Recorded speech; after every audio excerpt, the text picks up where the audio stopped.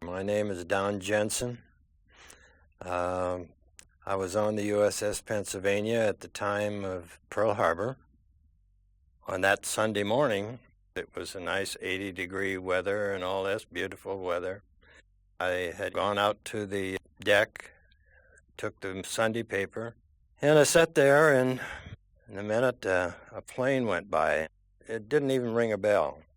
When the second one went by, I saw the red meatball on the side of the airplane and realized that it wasn't a drill. This was something greater than that. And then when the third one came by, we knew that there was a problem. And it was just a mass confusion from that time on. We got strafed by the planes that were coming in. Everybody was rushing around in the area trying to find something to do. A sailor come up to me, and we had a 50 caliber machine gun, and he helped me set it up, had me some ammunition, and so I fired at the airplanes as they were coming in. You had a pretty good shot at them, but you never knew whether you hit them or not, but they were so low that it's possible that we hit them. That first 53 minutes that the fighter planes were there and the torpedo planes were there, it was just a mess of not having any idea where they were coming from or anything else. But they were so low that most of them, you could see the gunner, the pilot from the torpedo planes, and the fighters. You could see the pilots. They were that low.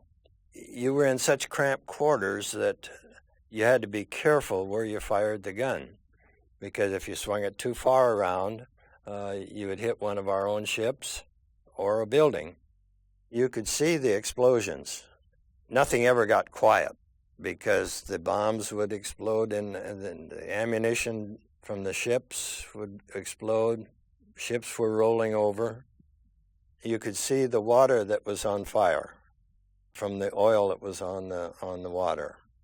You could see the pickup boats that were bringing people out of the water that were actually burning and hauling them over towards the hospital. I think about those sailors and Marines that were in the hospital water, and the explosions of the Arizona. And I think the worst thing that I can think about was 2 days afterwards when I was with Admiral Kimmel on an inspection tour.